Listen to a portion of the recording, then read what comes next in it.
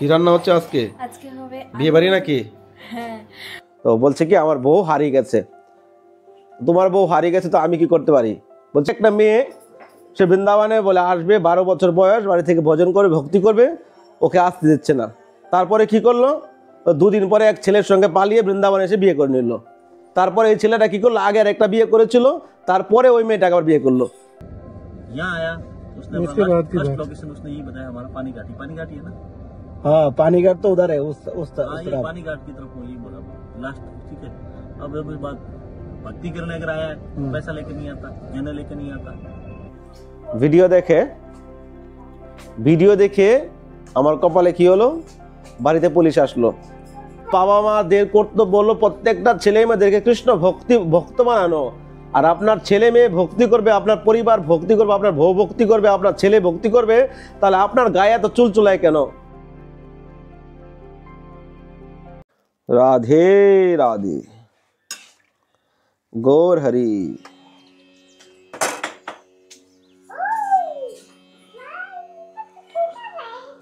রাধে রাধে, সবাইকে বৃন্দাবন ফ্যামিলি ব্লগে সুস্বাগতম।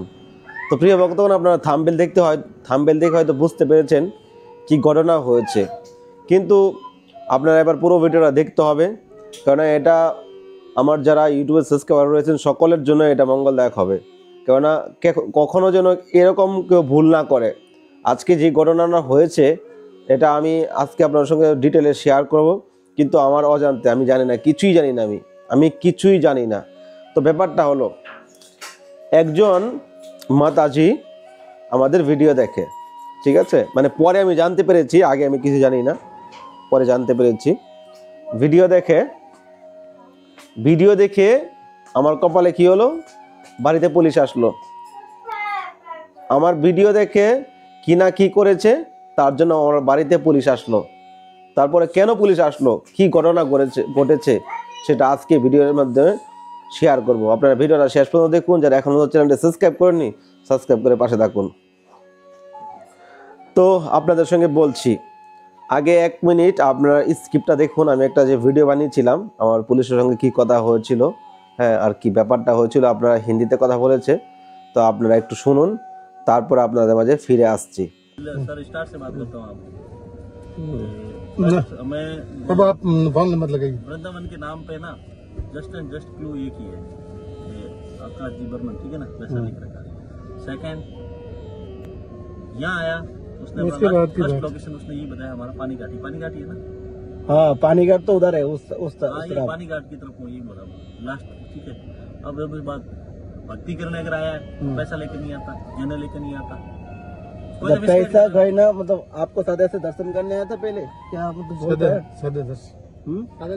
दर्शन करने आया था, लेकिन दर्शन करने आया था, इतना पैसा लेके आप ये नहीं समझे नहीं आप बात। वो बिना पूछे मेरी बात सुनो, पहले ये बात सुनो आप, अधूरी बात नहीं करनी, सीधी सी पूरी बात सुनो। इनके पिताजी चले गए, माता जी ये गए थे गया, हरिद्वार वो डालने के लिए गए थे। वापस आते इन्होंने कहा चले, इनकी मिसेज ने कहा, पत्नी ने, तो वृंदावन चलेंगे, तो ये आगे वृंदावन दोनों। वृंदावन आने के बाद में रात को यहाँ रुके, रात को रुकने के बाद में सुबह आरती में इन्होंने कहा, उसकी मिसेज ने कहा कि मैं आरती में जाता हूँ। जब ये रूम में थे, मेरे को बुखार आ गया, रूम में थे, वो आरती से वापस नहीं आए। और घर से गहने कैसे लाए, जैसे ही वहाँ रवाना हुए गहने डाल दिए थे तिजोरी के अंदर। अच्छा, उसके बाद में गेट वापस ताला खोल के कि मेरे को टॉयलेट आ रहा है। তো আপনাদেরকে একটু শুনিয়েছি, এখানে অনেক সময় ভিডিও বানানো হয়েছে, সেটা আপনাদেরকে পরে শোনাবো, জাস্ট শুধু আপনাদেরকে একটু জানাচ্ছি। তো আপনারা শুনতে পেরেছেন, তো এবার ব্যাপারটা আপনাদেরকে বুঝিয়ে বলছি। একজন মাতাজি, উনি আমাদের ভিডিও দেখে, তো ভিডিও সবাই দেখে, অনেকে আমাকে ফোন করে, অনেকে। তারপর আমি বলছি ঠিক আছে, তো আপনি আসেন, দেখা করেন আমার সঙ্গে। সে বলছে আমি কলকাতা থেকে গাড়ি নিয়ে এসেছি, আমি পুরো ডাইরেক্ট গাড়ি নিয়ে কলকাতা থেকে ঘুরতে এসেছি, তো আপনার সঙ্গে আমি দেখা করবো, তারপরে আমি রুম নিব। তারপর উনি আমার সঙ্গে কথা ঘুরিয়েছে, মিথ্যা কথা বলেছে, বলার পর ওনাকে আমি অ্যাড্রেস দিয়েছি, উনি আসলো। আসার পরে এই গাড়িতে যেইগুলো ছিল আপনারা দেখতে পেয়েছেন, এখানে 3 জন কিন্তু পুলিশ ছিল, 3 জনই পুলিশ সিভিল বেশে এসেছে। আর উনি মাঝখানে ছিল, ওনার হাজব্যান্ড। তো বলছে কি আমার বউ হারিয়ে গেছে। তোমার বউ হারিয়ে গেছে তো আমি কি করতে পারি? বলছে যে আমার বউ হারিয়ে গেছে, লাস্ট নাম্বারটা আপনার সঙ্গে আপনারই ছিল, আপনার সঙ্গে কথা হয়েছিল। তো আমার সঙ্গে কথা হচ্ছে, আমি তো জানি না কোথা থেকে কথা বলেছে, আমি কি জানি। বলো আপনার কোনো অসুবিধা নেই, আপনার কোনো অসুবিধা নেই, জাস্ট আপনি আমাকে সহযোগিতা করেন, ওনাকে আমাকে খুঁজে বের করে দেন, যে কোনো প্রকারে খুঁজে বের করে দেন, আপনি আপনার পায়ে পড়ছি, এরকম ওনার মানে মুভমেন্ট হয়ে গেছে। বলছে আপনার পায়ে পড়ছি, যে কোনো প্রকারে হোক আমার বউকে আপনি বের করে দেন। তো আপনার বউকে আমি কী করে বের করে বলেন? আপনি আমাকে ফোন নাম্বারটা দেন, আমি ট্রাই করব, যদি ফোনে কথা হয় তাহলে আমি বলবো ওনাকে। হ্যাঁ, বলছে এইভাবে বলা যাবে না, ওনা যদি এইভাবে বলেন তো আমার সঙ্গে কখনো কন্ট্যাক্ট করবে না।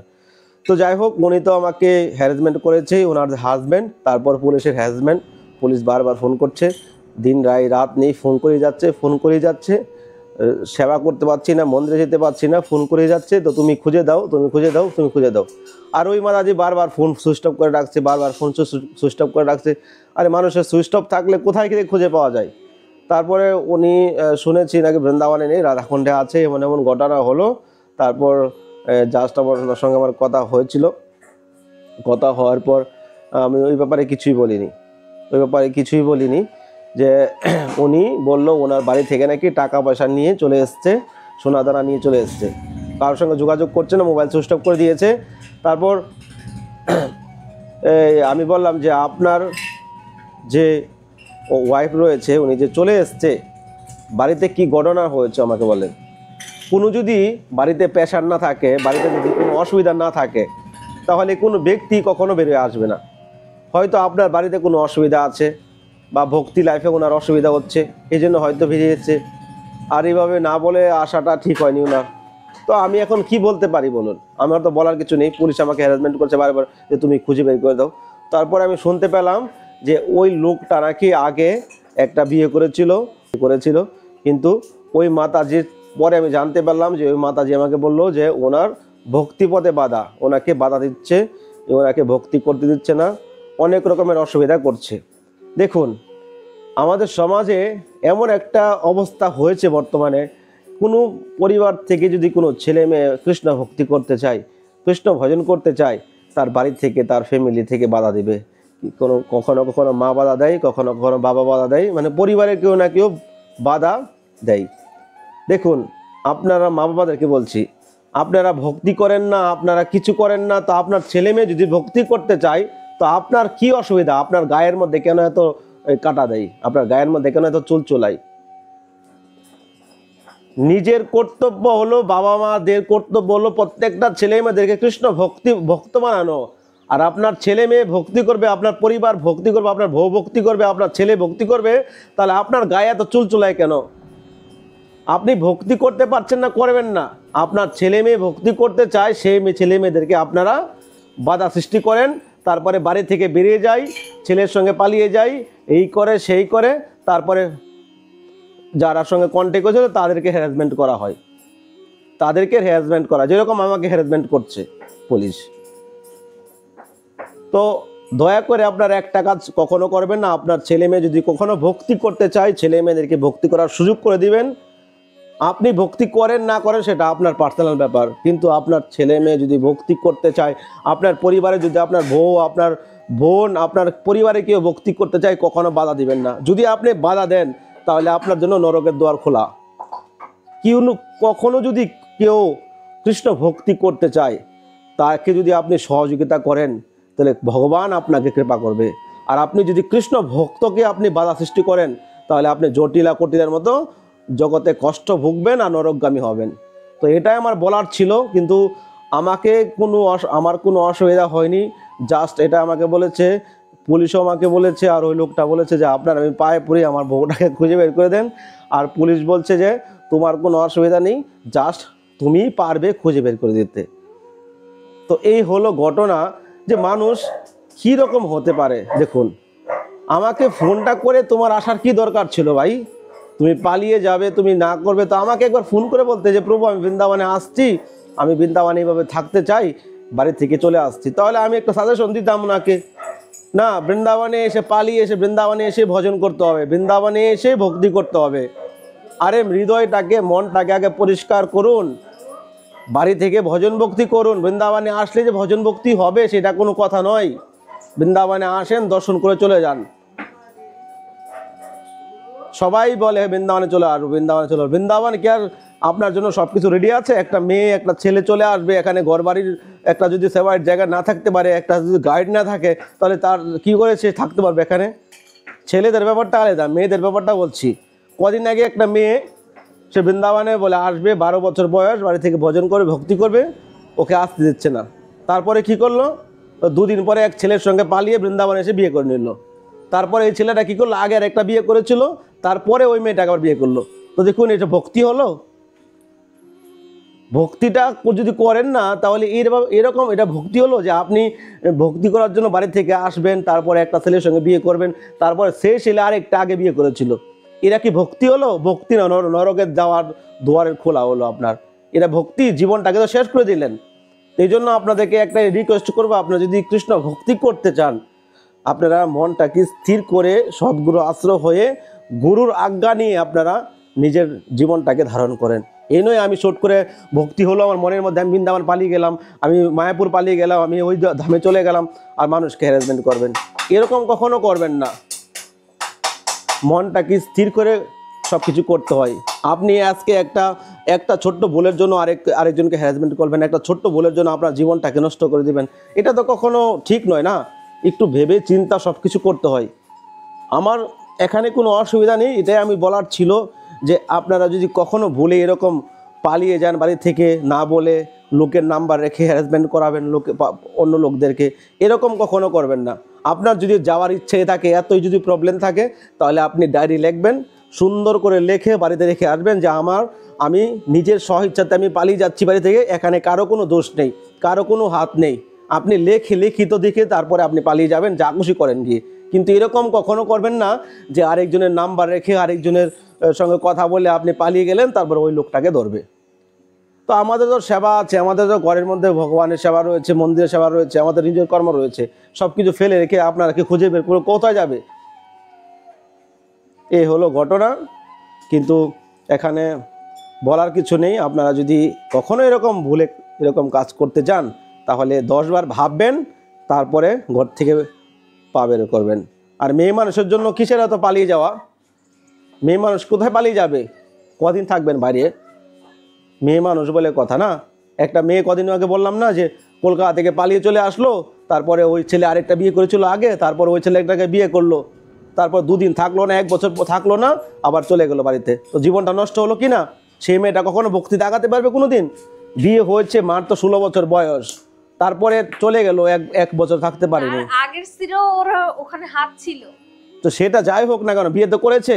সে 16 বছরের একটা মেয়ে একসঙ্গে ছেলের সঙ্গে বিয়ে হলো, তারপরে সেই জীবনটাকে কি করে কাটাবে? আবার আরেকটা ছেলের সঙ্গে বিয়ে করবে। তাহলে যে করবে বিয়ে সে নরকে যাবে, যে মেয়েটাও নরকে যাবে, তার 14 গোষ্ঠী 2 পুরি নরকে যাবে।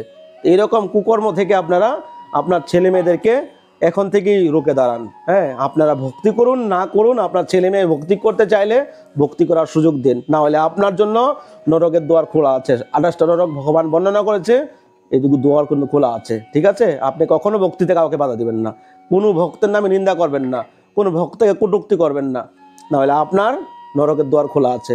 ভগবান এই জগৎ সৃষ্টি করেছে, এই জগতের সমস্ত কিছু নিয়ম কারণ দিয়েছে। আপনি ভগবানের আইন মানতে হবে। ভগবান সকলের হৃদয়ে বিরাজমান রয়েছে, সকলের মধ্যে বিরাজমান রয়েছে। আপনি যদি ভগবানের প্রতি ভক্তি প্রীতি থাকে, তাহলে সব কিছুই হবে। আপনি ভগবানের প্রতি প্রীতি রেখে আপনি আরেকজনকে হ্যারাসমেন্ট করবেন, আরেকজনের কে ক্ষতি করতে যাবেন, তাহলে কখন আপনি ভক্তিতে করতে পারবেন না। তো যাই হোক, পরবর্তী কি হয়েছে পরে আমি কালকে আপনাদেরকে জানাবো। চলুন আগে রাধা আমাদেরকে দর্শন করি। কি রান্না হচ্ছে আজকে ঘরের মধ্যে? কি রান্না হচ্ছে আজকে? আজকে হবে বিয়ে বাড়ি নাকি? হ্যাঁ, বিয়ে বাড়ি বলতে পারেন। ঘরের যেভাবে সুগন্ধ ছড়িয়েছে যা বিয়ে বাড়িরই মতন। যাই হোক, আজকে হবে আলুর পুষ্পান্ন। আপনাদেরকে রেসিপিটা দেখাতে পারছি না, কারণ খুবই তাড়াতাড়ির মধ্যে করছি এটা। কোনো একদিন দেখাবো। সিলে বেটে মশলার আরেক রকমই স্বাদ হয়। এটা হলো একদম সার্থিক ভাবে হয়। হ্যাঁ, হ্যাঁ, এটাই তো আমাদের আগের সময় মানুষে করতো। আমাদের বাড়িতে এখনো পাটাতে কিন্তু এইসব মশলা বাটে। আর আজকালকার গুঁড়ো মশলা সব পাই।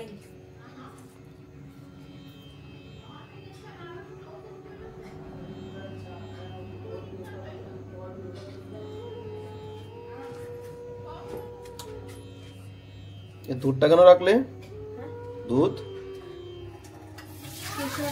राधा मेरे सामिनी मैं राधिका दास जन्म जन्म दीजिए श्री वृंदावन में वास। राधे राधे।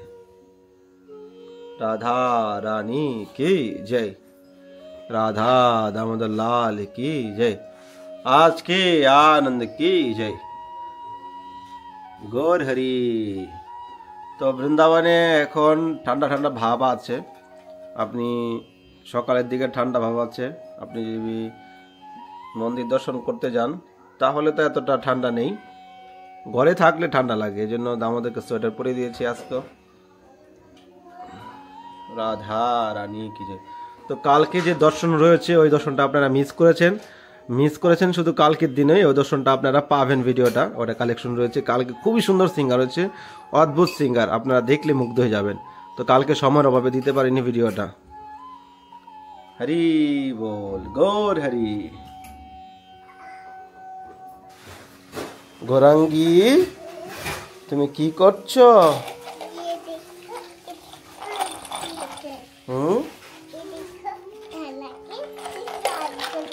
আচ্ছা তুমি খেলছো? হুম হুম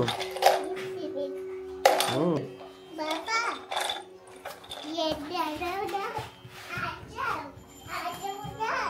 কি